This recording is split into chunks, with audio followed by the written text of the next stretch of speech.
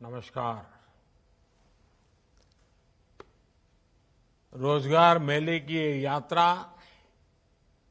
इस महीने एक महत्वपूर्ण पड़ाव पर पहुंची है। पिछले वर्ष अक्टूबर महीने में ही रोजगार मेले की शुरुआत हुई थी। तब से निरंतर केंद्र और एनडीए शासित भाजपा शासित राज्यों में रोजगार मेले का आयोजन लगातार किया जा रहा है, बार बार किया जा रहा है। अब तक लाखों युवाओं को सरकारी नौकरी के नियुक्ति पत्र दिए जा चुके हैं। आज भी 50,000 से ज्यादा युवाओं को सरकारी नौकरी दी गई है।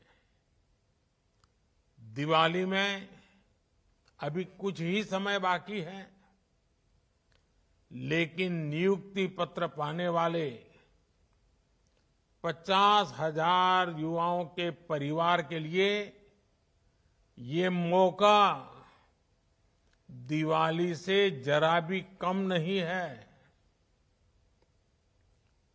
आप सभी ने कड़ी मेहनत से ये मुकाम हासिल किया है। इसके लिए आप सभी मेरे नौजवान साथी, विशेषकर हमारी बेटियां, बहुत बहुत बधाई के पात्र हैं। आपके परिवार को विशेष रूप से मेरी तरफ से बहुत बहुत शुभकामनाएं। साथियों, देश के अलग अलग राज्यों और केंद्र शासित प्रदेशों में आयोजित होने वाले रोजगार मेले युवाओं के प्रति हमारे कमिटमेंट का प्रमाण है। हमारी सरकार युवाओं के भविष्य को ध्यान में रखकर मिशन मोड में काम कर रही है। हम न सिर्फ रोजगार दे रहे हैं, बल्कि पूरे सिस्टम को पारदर्शी भी बनाए हुए हैं, जिससे नियुक्ति प्रक्रिया पर युवाओं का भरोसा बना हुआ है।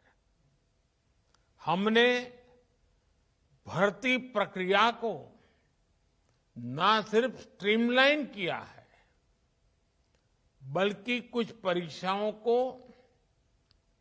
रिस्ट्रक्चर भी किया है। स्टाफ सिलेक्शन कमीशन की रिक्रूटमेंट साइकिल में जो समय लगता था, वो लगने वाला समय अब करीब करीब आधा हो गया है।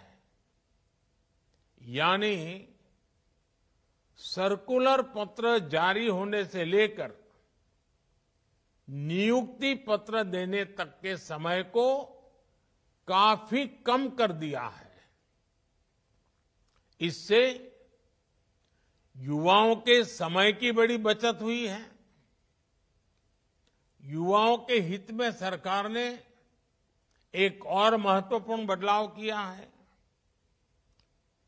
एसएससी के कुछ परीक्षाओं को हिंदी, इंग्लिश और 13 क्षेत्रीय भाषाओं में लेना शुरू कर दिया है। इससे बड़ी संख्या में उन युवाओं को नौकरी के लिए आवेदन करने का अवसर मिल रहा है, जिनके रास्ते में भाषा की दीवार खड़ी थी। साथियों, आज भारत जिस दिशा में आगे बढ़ रहा है, जिस तेजी से आगे बढ़ रहा है, उससे हर सेक्टर में रोजगार के नए अवसर तैयार हो रहे हैं। आपने देखा होगा, कुछ ही दिन पहले गुजरात के धोरडो गांव को, आपको पता होगा धोरडो कच्छ जिले में पाकिस्तान की सीमा पर का गांव है। इस धोरडो गांव को यूनाइटेड नेशंस ने बेस्ट टूरिज्म विलेज के रूप में सम्मानित किया है। इससे पहले कर्नाटका के होयसला मंदिरों और पश्चिम बंगाल के शांति निकेतन को वर्ल्ड हेरिटेज साइट की पहचान मिली है। आप कल्पना कर सकते हैं कि इससे यहां पर्यटन की संभावना और अर्थव्यवस्था के विस्तार की संभावना कितनी बढ़ गई है।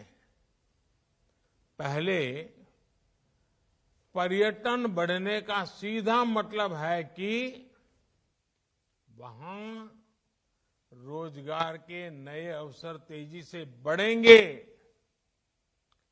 जिसका फायदा ये टूरिज्म का ही तो परिणाम है, जिसका फायदा आसपास के होटल, छोटे छोटे दुकानदार, बस चलाने वाले, टैक्सी चलाने वाले, ऑटो रिक्शा चलाने वाले, इवन टूरिस्ट गाइड के काम करने वाले, हर किसी को लाभ होता है। ऐसे ही स्पोर्ट्स क्षेत्र, ये ऐसे सेक्टर भी हैं जो रोजगार के नए अवसर तैयार कर रहे हैं। नेशनल इंटरनेशनल खेलों में हमारे खिलाड़ी ऐतिहासिक प्रदर्शन कर रहे हैं।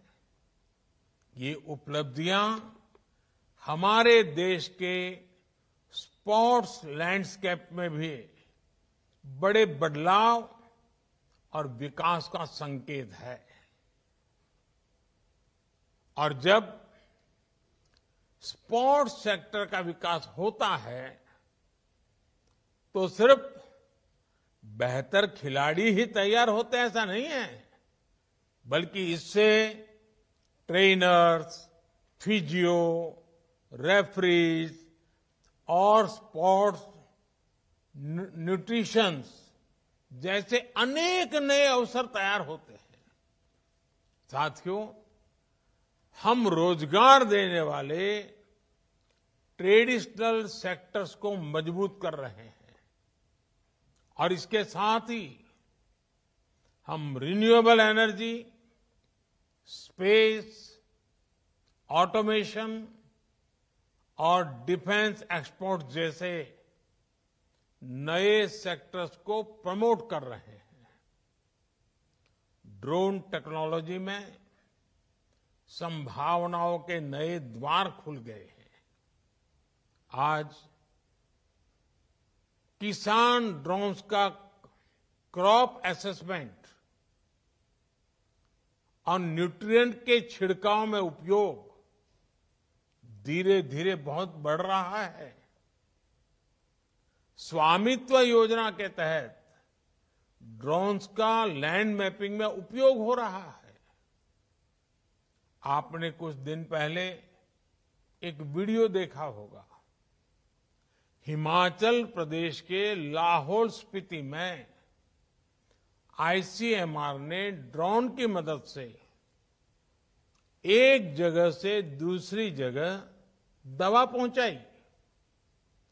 इस काम में पहले 2 घंटे का समय लगता था, लेकिन ड्रोन की मदद से ये 20, 25, 30 मिनट में ही, उससे भी कम समय में काम हो गया। ड्रोन्स ने बड़ी संख्या में स्टार्टअप्स को भी बढ़ावा दिया है। इस क्षेत्र में हो रहे निवेश से युवाओं को नए तरह के ड्रोन्स की डिजाइनिंग में मदद मिल रही है। मेरे परिवारजनों, इसी महीने हमने पूज्य बापू की जयंती भी मनाई है। गांधी जी ने चरखे को स्वदेशी और कर्मयोग के एक शक्तिशाली प्रतीक के रूप में इस्तेमाल किया। जो खादी अपनी चमक खो चुकी थी, उसकी चमक भी अब वापस लौट आई है। 10 साल पहले खादी की बिक्री 30,000 करोड़ रुपए के आसपास थी। अब ये 1.25 लाख करोड़ रुपए को भी पार कर गई है। इससे खादी और ग्राम उद्योग सेक्टर में अनेक रोजगार के नए अवसर बने हैं। विशेषकर महिलाओं को इससे बहुत मदद मिली है। साथियों, हर देश के पास अलग तरह का सामर्थ्य होता है। किसी के पास प्राकृतिक संसाधन होते हैं, कोई खनिज से संपन्न होता है, तो किसी के पास लंबे समुद्र तट की ताकत होती है। लेकिन इस सामर्थ्य का उपयोग करने के लिए जिस सबसे बड़ी ताकत की आवश्यकता होती है, वो होती है हमारी युवा शक्ति। युवा शक्ति जितनी ज्यादा मजबूत होगी, देश उतना ज्यादा विकास करेगा। आज भारत अपने युवाओं को स्किलिंग और एजुकेशन के द्वारा नए अवसरों का लाभ उठाने के लिए तैयार कर रहा है। भविष्य की आधुनिक जरूरतों को देखते हुए देश में आधुनिक राष्ट्रीय शिक्षा नीति लागू की जा रही है। देश में बड़ी संख्या में नए मेडिकल कॉलेज, आईआईटी, आईआईएम या ट्रिपल आईटी जैसे कौशल विकास संस्थान खोले गए हैं। करोड़ों युवाओं को प्रधानमंत्री कौशल विकास योजना के तहत ट्रेनिंग दी गई है। हमारे देश में करोड़ों कारीगर अपने पारंपरिक व्यवसायों के माध्यम से आजीविका चलाते हैं। ऐसे विश्वकर्मा कारीगरों, उनके लिए पीएम विश्वकर्मा योजना भी शुरू की गई है। आज तकनीक के दौर में सब कुछ तेजी से बदल रहा है, इसलिए हर किसी को अपने हुनर और ज्ञान को अपडेट करते रहना होगा। कोई भी नई स्किल सीखने के बाद ये बहुत जरूरी है कि उसे निरंतर अपस्किल और रिस्किल किया जाए। पीएम विश्वकर्मा योजना के तहत कारीगरों के ट्रेडिशनल स्किल्स को मॉडर्न टेक्नोलॉजी और टूल्स से जोड़ा जा रहा है। मेरे परिवारजनों, युवाओं के लिए रोजगार के अवसर तैयार करना राष्ट्र निर्माण की प्रक्रिया का महत्वपूर्ण हिस्सा है। ये विकसित भारत के लक्ष्य को हासिल करने की दिशा में एक जरूरी कदम है।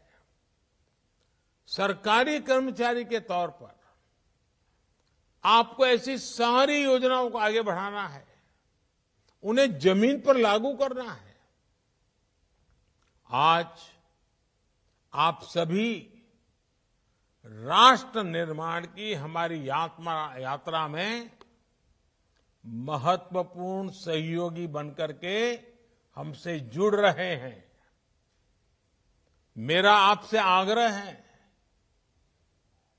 कि आप अपने सपनों को आज पूरा कर रहे हैं, लेकिन आप देशवासियों के सपनों की ओनरशिप ले रहे हैं। मेरा आपसे आग्रह है कि इस यात्रा को लक्ष्य तक पहुंचाने में पूरी तत्परता से आपका सक्रिय प्रोएक्टिव योगदान बहुत जरूरी है। आई गॉट पोर्टल पर आप अपना ज्ञान भी बढ़ाते चलें। आपका हर कदम देश को विकास के रास्ते पर तेजी से आगे ले जाने में मदद करेगा। एक बार फिर आप सभी को मेरी तरफ से बहुत बहुत शुभकामनाएं। आपके परिवारजनों को भी बहुत बहुत शुभकामनाएं। और आने वाला पूरा समय, आज तो शरद पूर्णिमा है, आने वाला पूरा समय त्योहारों का समय है। आप जहां हो, भले सरकारी काम में लगे हो, लेकिन वोकल फॉर लोकल इस मंत्र को हर जगह पे पहुंचाइए। आप अपने परिवारजनों को भी बताइए कि हम वोकल फॉर लोकल के लिए कमिटेड रहेंगे और वही रोजगार के नए अवसर देने का भी एक माध्यम है। फिर एक बार